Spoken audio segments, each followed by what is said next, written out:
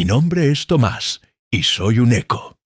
A mis 80 años ya no soy un hombre, sino el último susurro de un pueblo que gritó su agonía y al que nadie escuchó. El sol de los Andes ha curtido mi piel hasta convertirla en un mapa de los caminos que he andado, pero ninguna arruga externa se compara con los surcos que la memoria ha cavado en mi alma.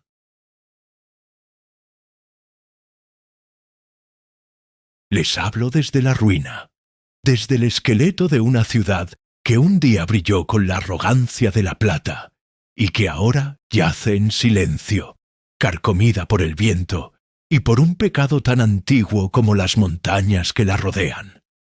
Mi pueblo se llamó Rocaplata. Lo bautizamos así por la riqueza que prometía, sin saber que la verdadera riqueza, la de los huesos y los espíritus, ya yacía bajo nuestros pies, esperando pacientemente a que profanáramos su sueño para desatar su pesadilla. Luché por mi gente, sí.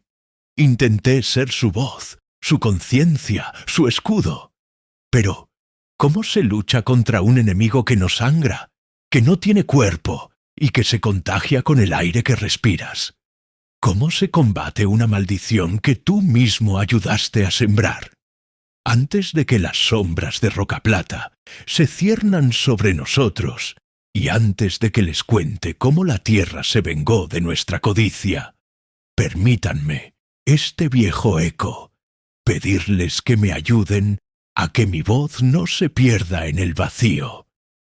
Las historias de los lugares borrados por la soberbia humana son como semillas que necesitan tierra fértil para no morir. Si sienten en su corazón que esta memoria no debe convertirse en polvo, les pido que se suscriban a este canal. Cada nueva suscripción es un acto de memoria, una promesa de que Rocaplata, aunque ya no exista en los mapas, existirá en nuestra conciencia colectiva. Les pido que le den un me gusta a este relato. Su me gusta no es para mí, sino para cada alma que se consumió en la fiebre, para cada niño cuyo llanto se apagó demasiado pronto. Es un gesto que afirma que sus vidas, aunque breves y trágicas, tuvieron un valor inmenso. Y por favor, háganme saber que no estoy solo en esta última vigilia. Dejen un comentario abajo y díganme desde qué ciudad y qué país me escuchan.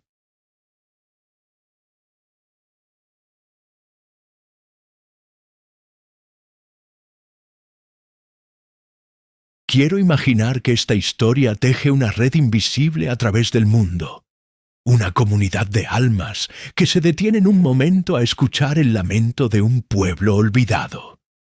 Su comentario es un faro que me dice hasta dónde viaja el último susurro de Rocaplata.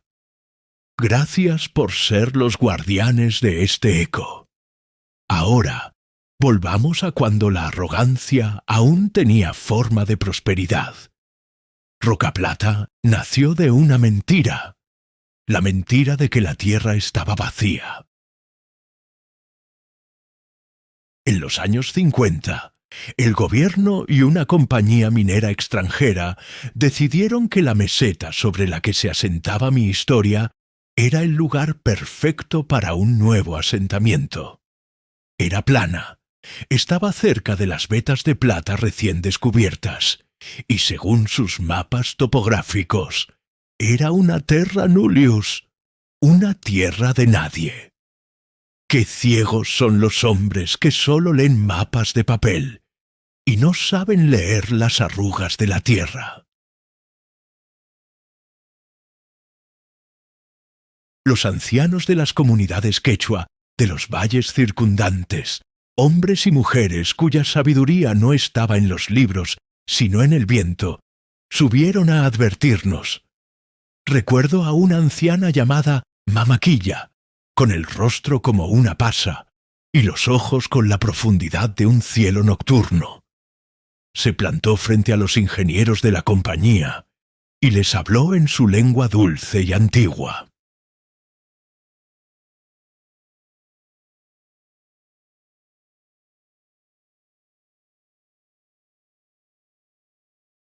Nuestro traductor, un joven mestizo que se avergonzaba de sus propias raíces, nos transmitió sus palabras con desdén.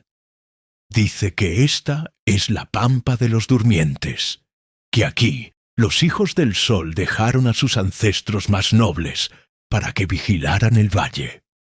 Dice que construir sobre sus huesos es despertar la ira del Inti y llamar a la enfermedad que se come el aliento.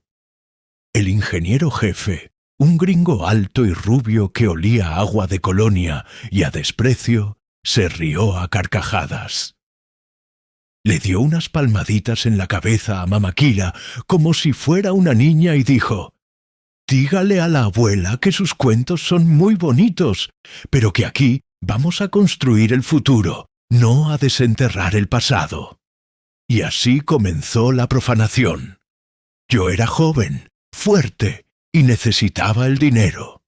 Como muchos otros, me uní a las cuadrillas de construcción.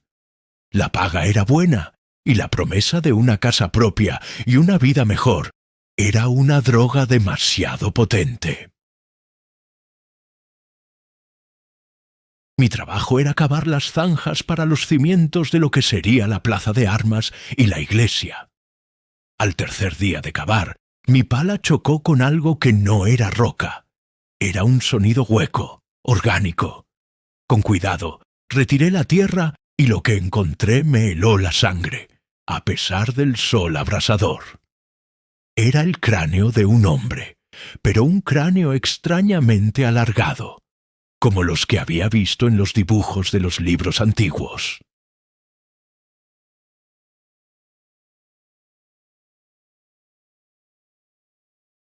A su lado, un pectoral de oro con la imagen de un puma y fragmentos de textiles de un colorido tan vivo que parecían haber sido tejidos ayer.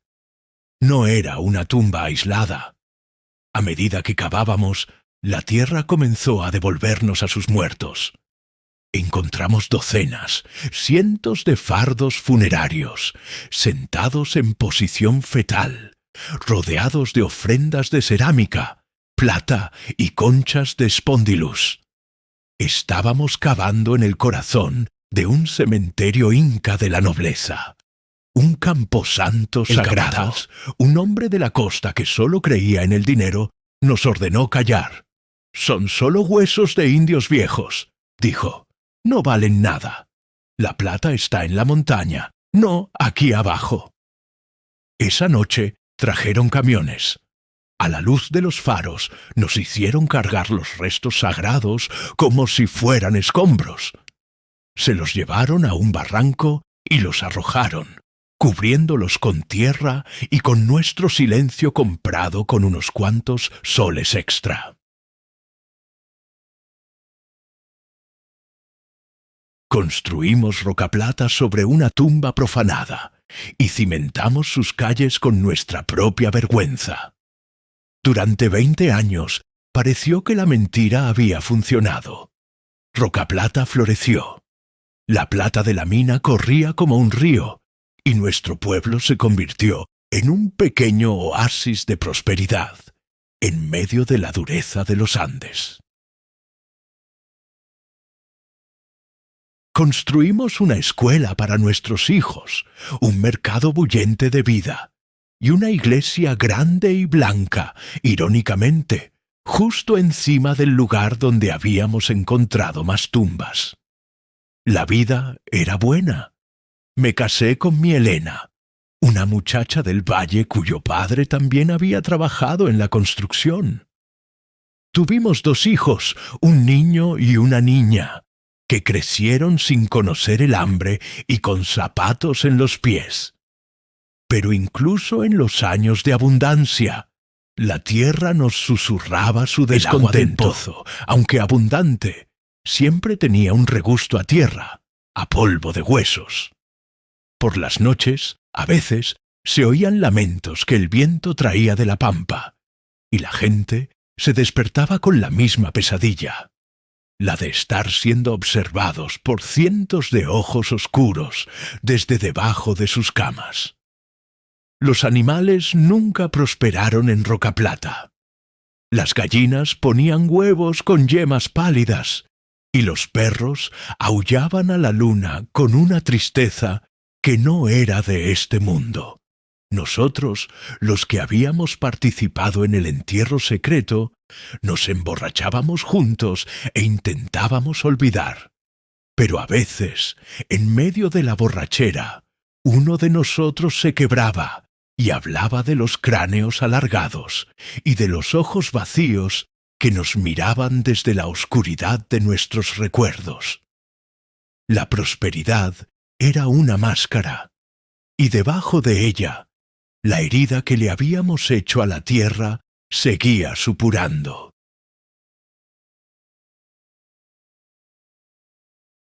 No sabíamos entonces que la supuración estaba a punto de convertirse en una plaga, que la fiebre de la plata pronto sería reemplazada por una fiebre mucho más real y mortífera, y que los durmientes que habíamos despertado venían a reclamar su tierra, no con lanzas ni con flechas, sino con un castigo invisible que nos robaría el aliento y nos convertiría, a nosotros también, en los habitantes silenciosos de una ciudad muerta. La peste no llegó de fuera. Nació de dentro, nació de la tierra que habíamos profanado. La prosperidad, como el sol del altiplano, puede crear espejismos. Nos hizo creer que éramos invencibles, que el hormigón y el dinero eran un amuleto lo suficientemente fuerte como para mantener a raya a los fantasmas del pasado. Durante 20 años vivimos en esa ilusión febril, bailando sobre la tumba de los hijos del sol, sordos a los susurros de la tierra.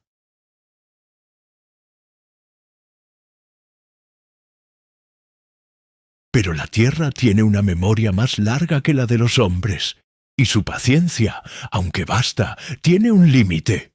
La venganza de los durmientes no comenzó con un terremoto ni con una luz, no con un estruendo que rasgara el cielo. Comenzó con un sonido casi imperceptible, la tos seca de un niño.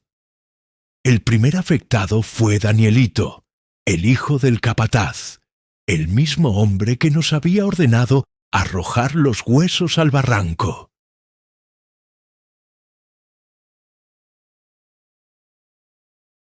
Danielito era un niño rubio y robusto, un símbolo de la nueva generación de Rocaplata, nacido y criado sobre la tierra profanada. Empezó con lo que el doctor del campamento, el doctor Aguilar, un hombre bueno pero limitado, diagnosticó como un simple resfriado de la sierra. Pero la tos no se fue. Se volvió más seca, más profunda. Un carraspeo que parecía venir no de sus pulmones, sino de la tierra misma.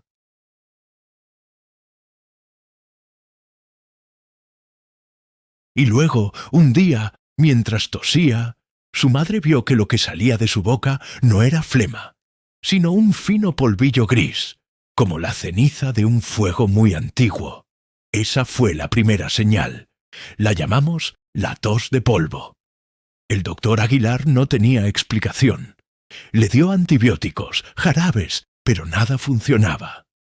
El niño se debilitaba, su risa se apagó y se quejaba de un peso en el pecho, como si un hombre grande estuviera sentado sobre mí, le decía a su madre. Luego aparecieron las marcas. Pálida, empezaron a brotar unas manchas oscuras de un color violáceo que no eran hematomas. Tenían patrones extraños, líneas y formas geométricas que a mí, con un escalofrío que me recorrió la espina dorsal, me recordaron a los diseños de los textiles que habíamos encontrado en las tumbas. Era como si la piel del niño se estuviera convirtiendo en su propio sudario. Danielito murió una semana después, en silencio, mientras dormía. No hubo agonía, no hubo lucha. Simplemente dejó de respirar, como si su aliento, tal y como había profetizado Mamaquilla, le hubiera sido robado suavemente. El capataz y su esposa quedaron destrozados. En el entierro, todo el pueblo lloró. El doctor Aguilar declaró en el acta de defunción: neumonía atípica fulminante, causa desconocida. Pero yo y los otros que habíamos cavado las zanjas sabíamos la verdad. Sabíamos que no era una enfermedad, era una firma. El primer cobro de una deuda que habíamos contraído 20 años atrás. Pensamos, o quisimos pensar, que sería un caso aislado. Una tragedia, sí, pero una anomalía. La vida siguió, pero con una nueva tensión bajo la superficie. Y entonces la tos de polvo apareció de nuevo. Esta vez en una anciana que vivía cerca del mercado. Luego en un minero joven y fuerte. Y en la esposa del tendero. La enfermedad no seguía ninguna lógica que conociéramos. No parecía contagiosa en el sentido tradicional. No se propagaba por familias ni por contacto directo. Parecía elegir a sus víctimas al azar, pero no era azar. Con un terror creciente me di cuenta del patrón. Los primeros en caer vivían en las casas construidas directamente sobre las zanjas principales que habíamos cavado. La enfermedad no se transmitía por el aire, se transmitía por el suelo. Era una exhalación de la tierra, un miasma que subía a través de los cimientos y se filtraba en los pulmones de los que dormían encima. Estábamos viviendo sobre nuestro propio veneno. El pánico comenzó a extenderse, lento pero inexorable, como las manchas en la piel de los enfermos. La gente empezó a susurrar. Las viejas historias de Mamaquilla, que habían sido motivo de burla, resurgieron como profecías cumplidas. Algunos empezaron a hacer ofrendas secretas a la tierra, dejando hojas de coca y pequeños vasos de chicha en sus patios por la noche, con la esperanza de apaciguar a los espíritus enfadados. Otros, aferrándose a la fe importada, llenaban la iglesia, rezando al dios blanco sobre el mismo suelo que albergaba a los dioses antiguos y ofendidos. La ironía era tan grande que dolía. La compañía minera intentó controlar la situación. Trajeron especialistas de Lima, hombres con batas blancas que tomaron muestras del agua, del aire, de la sangre de los enfermos. Hablaban de esporas de un hongo desconocido, de un virus endémico de la región activado por las excavaciones. Buscaron una explicación científica para una sentencia que era profundamente espiritual. Mientras ellos buscaban en sus microscopios, la tos de polvo se llevaba a otro, y a otro. Rocaplata empezó a morir por dentro. El mercado se volvió más silencioso. La gente dejó de reunirse en la plaza por las tardes. El sonido predominante en el pueblo ya no era el de la vida, sino el de la tos seca y polvorienta que se oía a través de las paredes de las casas. Entonces, la enfermedad llamó a mi puerta. Mi hijo, mi pequeño Tomás, que tenía apenas 7 años, empezó a toser. Cada carraspeo de su pequeño pecho era como un martillazo en mi corazón. Elena, mi esposa, se aferró a la ciencia del doctor Aguilar. Lo llenaba de medicinas, le ponía paños fríos en la frente. Yo, en cambio, estaba paralizado por la culpa. Veía en la tos de mi hijo el eco de mi propia pala golpeando aquel cráneo alargado. Veía en su debilidad el resultado de mi silencio y mi codicia. Una noche, mientras lo velaba, me confesé con Elena. Le conté todo. El cementerio, los huesos, los camiones en la noche, el dinero extra. Le conté el secreto que me había estado comiendo por dentro durante 20 años. Ella me escuchó en silencio, su rostro una máscara de horror y comprensión. No me culpó, solo lloró, y en sus lágrimas vi el reflejo de nuestra tragedia compartida. Desesperado, hice lo único que se me ocurrió. Una noche tomé una llama, la adorné con cintas de colores como para una ofrenda, y caminé hacia los valles para buscar a Mama Kila. La encontré en su choza, una mujer que parecía tener 1000 años, sentada junto a un fuego. Antes de que yo pudiera hablar, ella levantó la vista y dijo en un español quebrado: «Has tardado mucho, hijo de Rocaplata.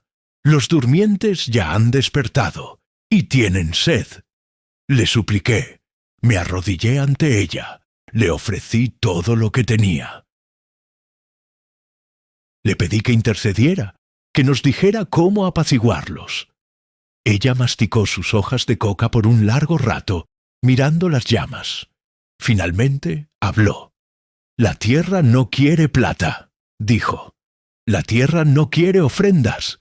La tierra quiere lo que le robaron. Quiere sus huesos y quiere el aliento de los que perturbaron su sueño».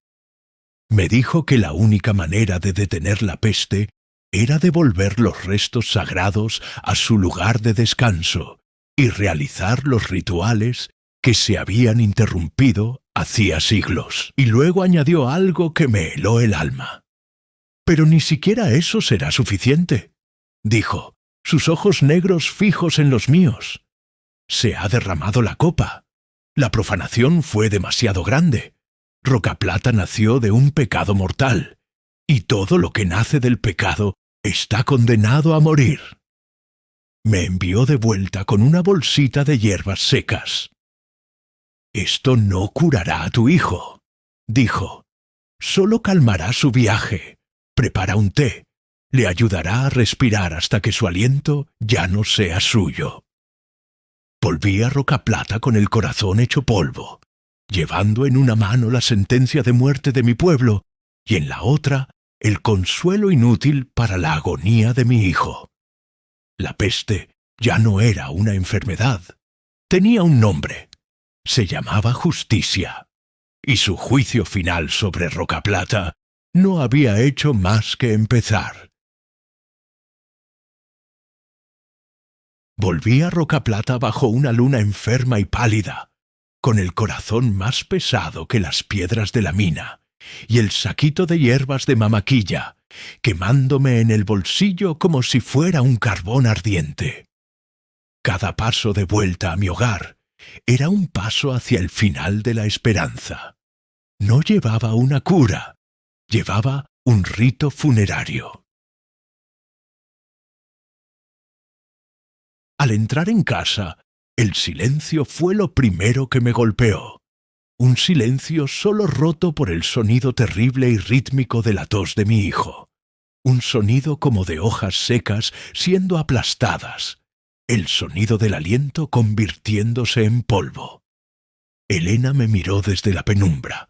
Sus ojos 2 pozos de miedo y agotamiento. No le dije nada.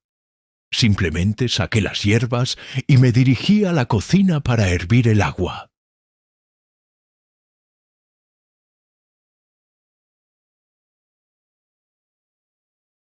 El vapor que se levantó de la olla no olía a medicina, olía a tierra antigua, a hojas de coca y a resignación.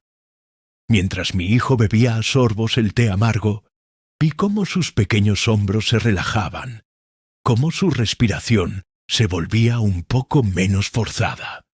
Las hierbas no lo curaban, solo le abrían un pequeño claro en el bosque de su agonía, un último lugar para descansar antes de que la oscuridad lo reclamara.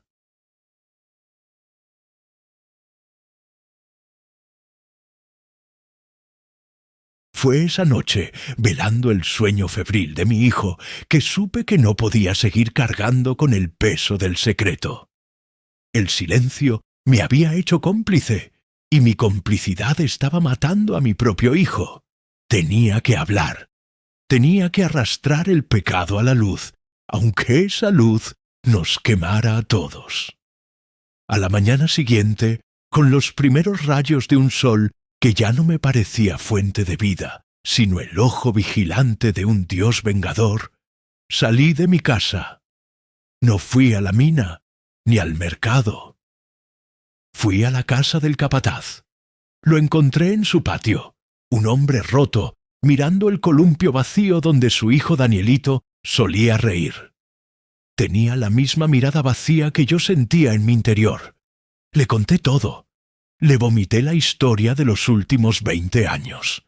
Las zanjas, los cráneos alargados, los textiles, el oro, los camiones en la noche, el barranco.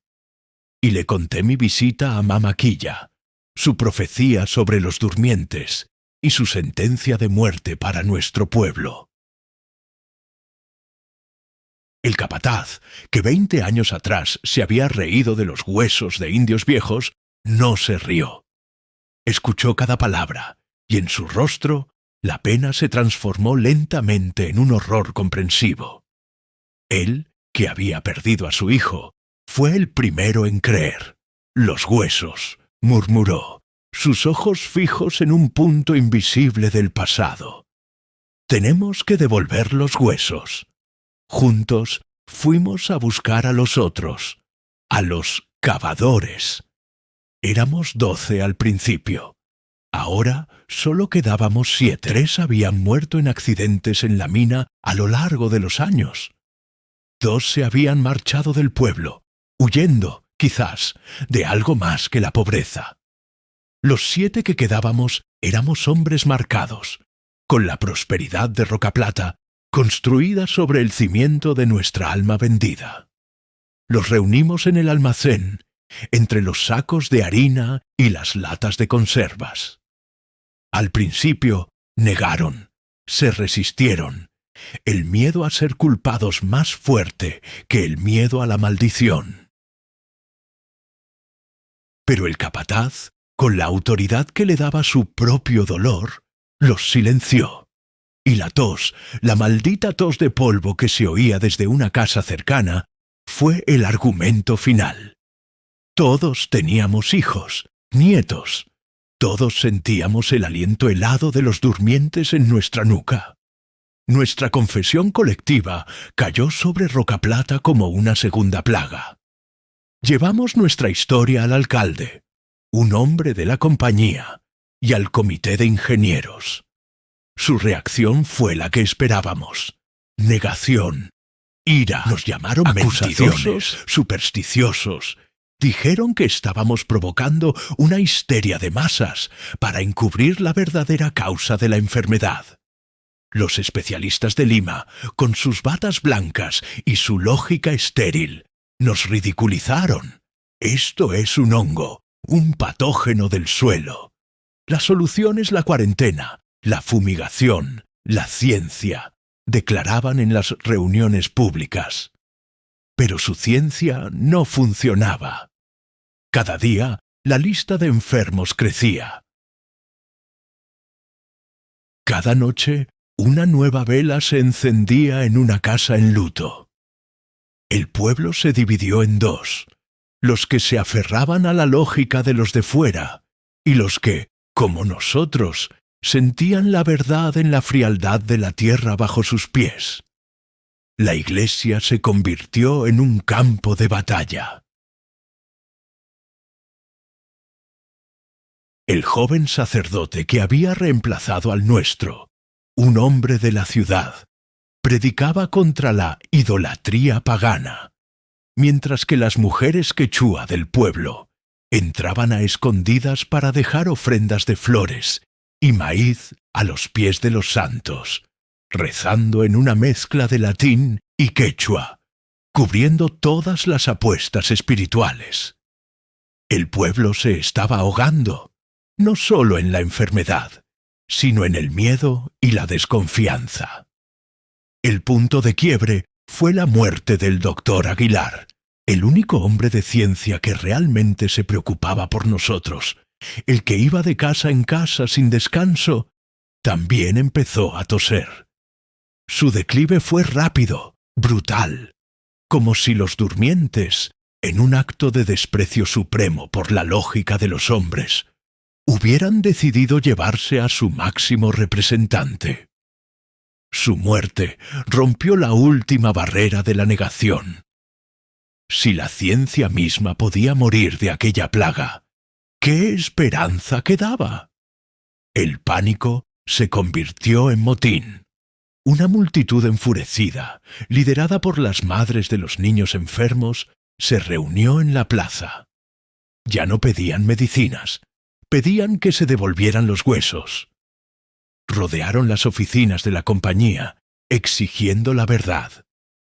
El alcalde y los ingenieros, viendo que la situación se les iba de las manos, se atrincheraron, pidiendo ayuda por radio a la capital. Pero la ayuda estaba a días de distancia. La justicia, en cambio, estaba bajo sus pies. Fue el capataz quien tomó el control. Subido a la caja de una camioneta, con los ojos enrojecidos por el llanto y la rabia, se dirigió a la multitud. «La compañía no nos salvará. La ciencia nos ha abandonado», gritó, su voz resonando en la plaza silenciosa. «Cometimos un error terrible hace 20 años y hemos estado pagando por él desde entonces. Yo mismo di la orden. Mi pecado mató a mi hijo». Su confesión pública fue una catarsis. «No sé si funcionará», continuó. «No sé si estamos a tiempo, pero no podemos seguir muriendo mientras esperamos una ayuda que no llegará. Esta noche vamos a corregir nuestro error. Vamos a devolver a los durmientes lo que es suyo». Un rugido de aprobación se levantó de la multitud. La decisión estaba tomada. Ya no importaba la compañía, ni el gobierno, ni la ciencia. Rocaplata había decidido tomar su destino en sus propias manos.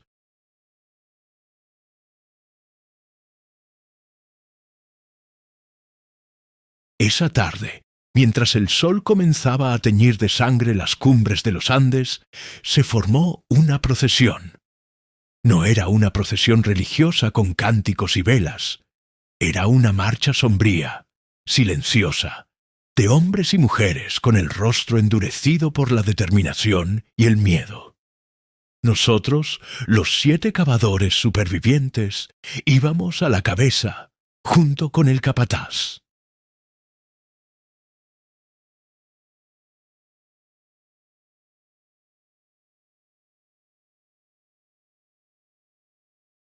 En nuestras manos no llevábamos cruces ni estandartes, sino palas y picos, las mismas herramientas con las que habíamos cometido el pecado original. Detrás de nosotros venía todo el pueblo, algunos con lámparas de aceite, otros con antorchas improvisadas, sus llamas parpadeantes proyectando nuestras sombras, largas y temblorosas, como si los propios espíritus de la tierra caminaran con nosotros.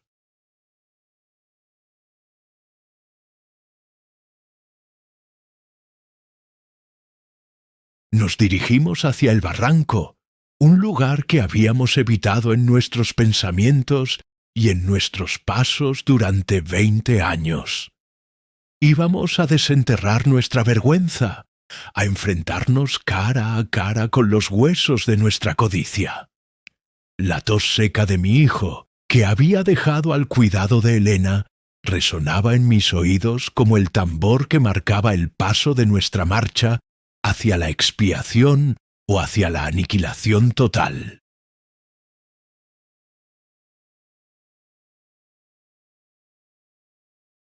El barranco era una herida oscura en la tierra, una boca desdentada que parecía exhalar un aire frío y viciado.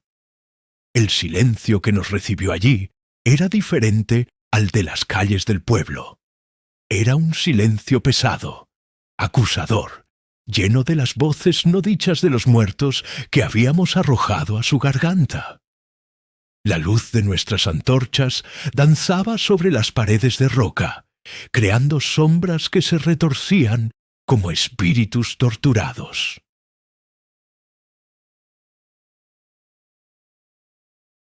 El pueblo entero se detuvo en el borde, un semicírculo de rostros pálidos y ojos muy abiertos, conteniendo la respiración colectiva.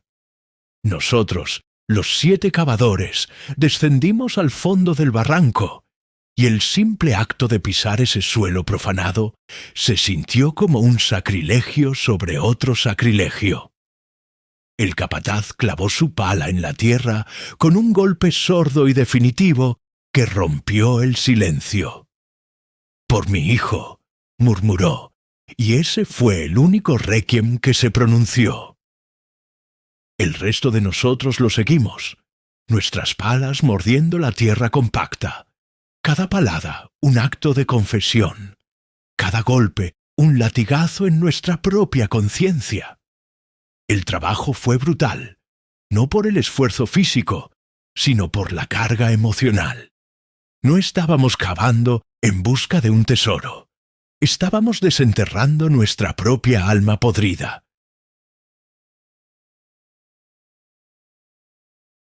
Con cada capa de tierra que retirábamos, el olor se intensificaba.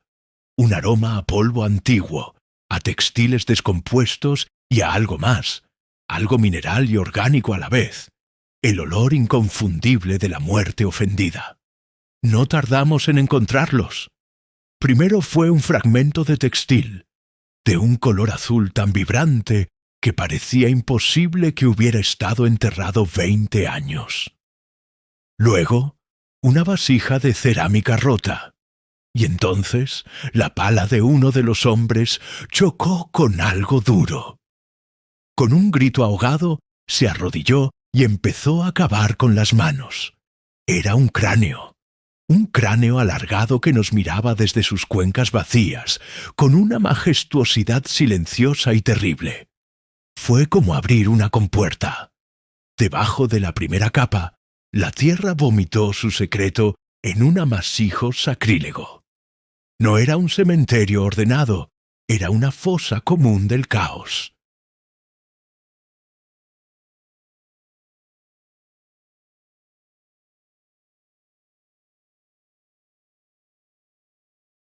Fardos funerarios rotos, huesos sueltos, pectorales de oro doblados, collares de conchas rotos, todo mezclado con la tierra y las rocas que les habíamos arrojado encima. Era la imagen perfecta de nuestra barbarie. El pueblo, que observaba desde arriba, emitió un gemido colectivo, un sonido de horror y de pena que recorrió el barranco. La verdad, ahora visible y tangible a la luz de las antorchas, era 1000 veces peor que el secreto susurrado. Ver los pequeños fardos de los niños, mezclados con los de los nobles guerreros, ver los delicados aretes de plata y oro junto a cráneos fracturados por nuestras propias palas 20 años atrás, nos rompió.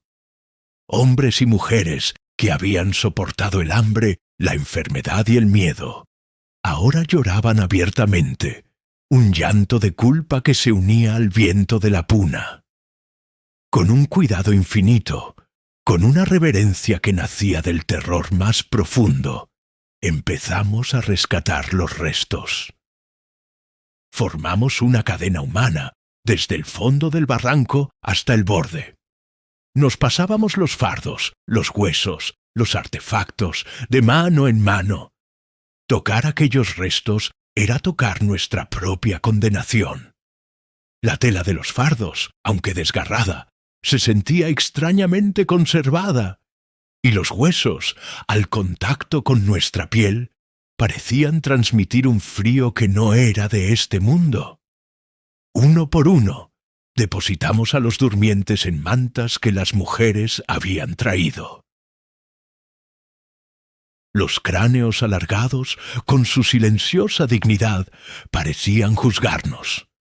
El oro y la plata brillaban bajo la luz de las antorchas, no como un tesoro, sino como las lágrimas de los dioses.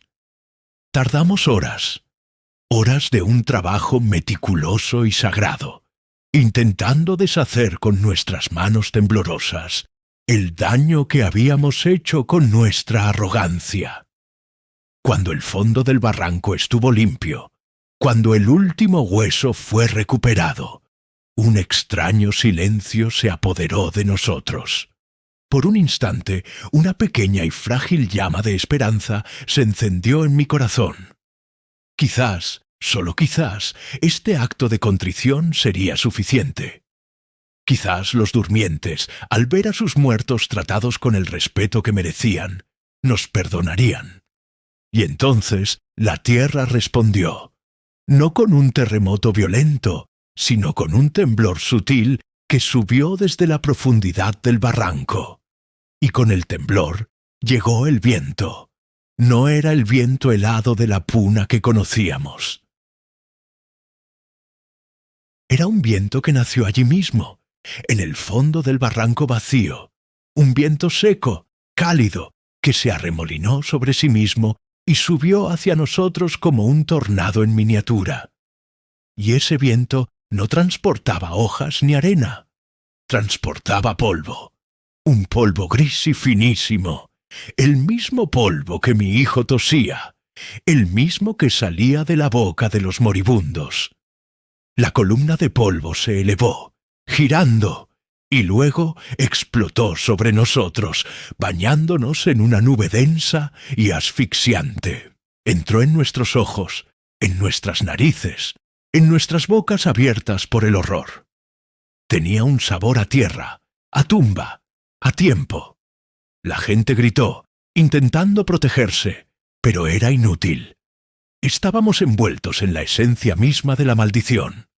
Y el sonido, dentro de ese torbellino de polvo, no sólo se oía el silbido del viento, se oían voces, susurros en una lengua antigua, lamentos, gritos de guerra, llantos de niños, un coro polifónico de todas las almas que habíamos perturbado. Nuestras antorchas parpadearon y se extinguieron, sumiéndonos en una oscuridad casi total, una oscuridad llena de polvo, de sonido y de un terror absoluto. Cuando el viento cesó tan abruptamente como había comenzado, y el polvo empezó a asentarse, la tos comenzó. No era la tos de los enfermos, era la tos de todos. Cada hombre, mujer y niño presente en el barranco empezó a toser. Un carraspeo seco, violento, que nos doblaba en dos. Nos habíamos contagiado. Todos. El acto de desenterrar a los muertos no los había apaciguado. Los había liberado. Habíamos abierto la caja de Pandora, y su contenido no era el mal, era la justicia. Una justicia en forma de polvo, que ahora se asentaba en nuestros pulmones. Mamaquila tenía razón. Ni siquiera eso será suficiente. Rocaplata está condenado a morir. Nuestra expiación había sido nuestra sentencia de muerte.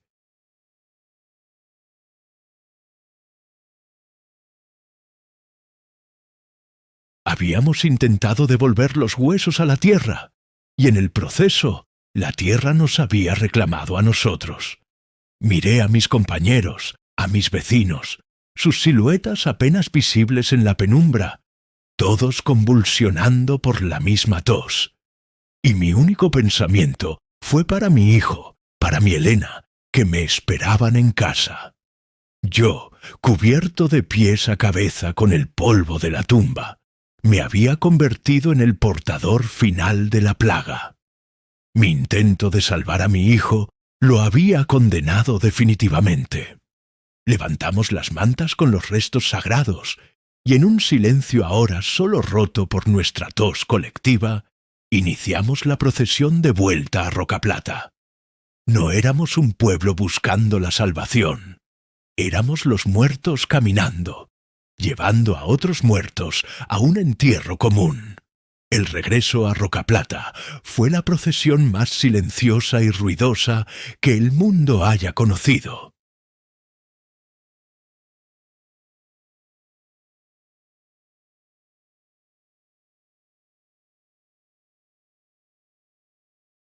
silenciosa porque nadie hablaba, nadie lloraba. El shock nos había robado las palabras y la desesperanza había secado nuestras lágrimas. Ruidosa por la sinfonía infernal de nuestra tos colectiva, un coro de miles de pulmones raspando, expulsando el polvo de la muerte que nos habíamos tragado. Éramos un pueblo de fantasmas en vida, llevando los huesos de fantasmas más antiguos a un entierro común.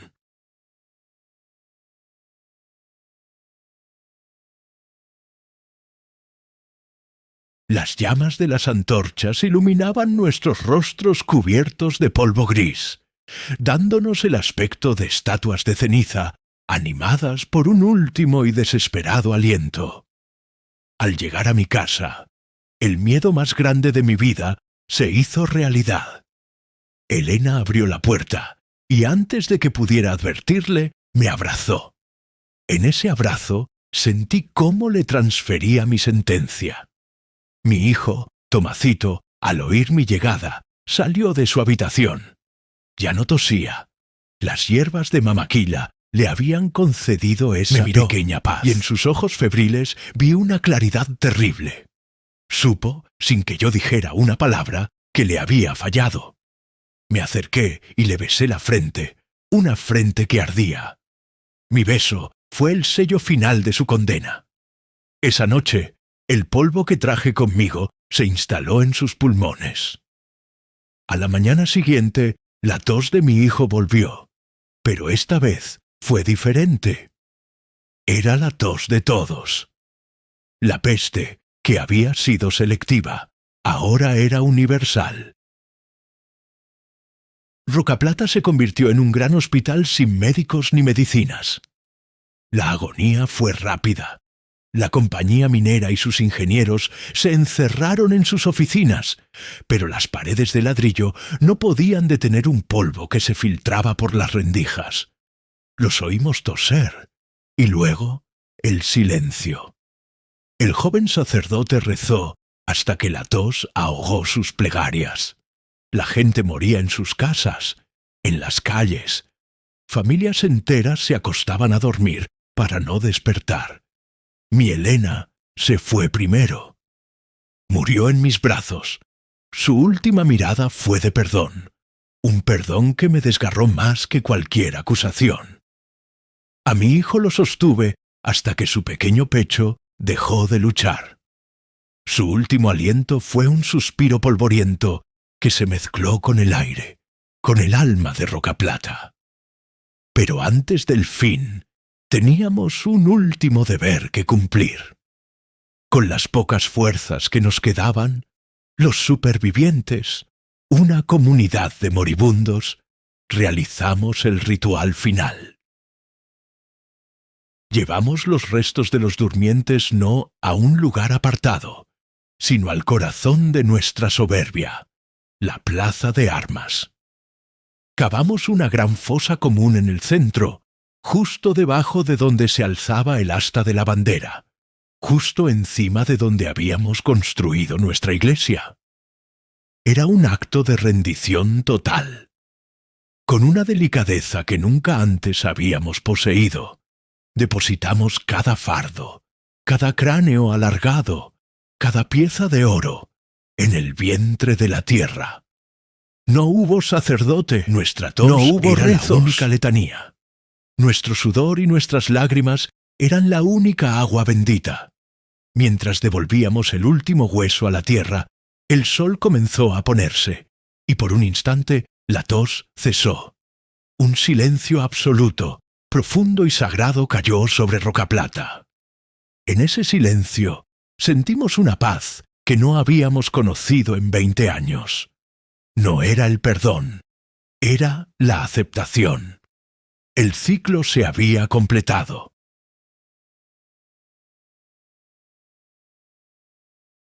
Los durmientes habían vuelto a casa, y nosotros nos habíamos convertido en la ofrenda final.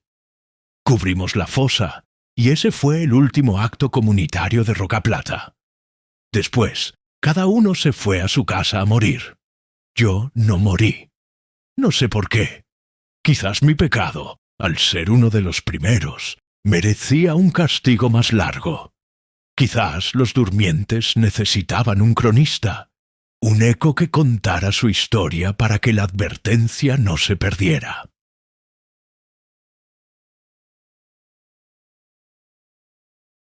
O quizás, simplemente, el alma de mi Elena y de mi hijo me anclaron a este mundo, obligándome a vivir la vida que a ellos les fue robada.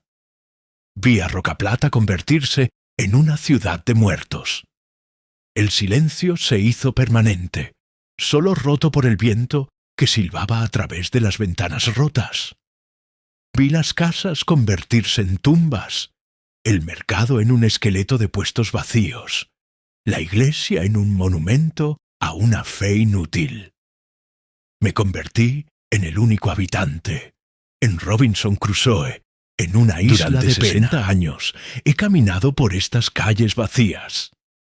He cuidado las tumbas improvisadas de mis vecinos. He hablado con los muros de mi casa vacía.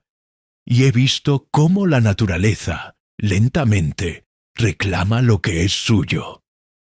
La tierra que envenenamos ahora ha crecido sobre nuestras ruinas, cubriendo nuestro pecado con la belleza salvaje de las flores del altiplano. He vivido una vida entera con los fantasmas de mi pueblo y con la culpa de mi supervivencia. Y ahora soy un viejo de 80 años y siento el polvo en mis propios pulmones, no el polvo de la peste, sino el del tiempo. Mi viaje termina. Les cuento esta historia a ustedes, a través de esta ventana de luz que llaman tecnología, porque el silencio no puede ser la última palabra. La historia de Rocaplata no es solo sobre una peste o una maldición inca. Es sobre la codicia que nos hace sordos a la sabiduría de la tierra. Es sobre la arrogancia de creer que el futuro se puede construir sobre un pasado profanado. Es sobre el veneno de los secretos guardados. El oro y la plata que sacamos de la mina se gastaron, se convirtieron en polvo. Pero los huesos que despreciamos resultaron ser eternos. Su valor no se medía en quilates, sino en respeto. Un respeto que aprendimos demasiado tarde. Cuando mi último aliento se convierta en polvo, Rocaplata se quedará completamente en silencio. Pero si esta historia, este eco, ha encontrado un lugar en su memoria, entonces mi larga y solitaria penitencia habrá tenido un propósito. Y quizás, solo quizás, el sueño de los durmientes será por fin un poco más tranquilo.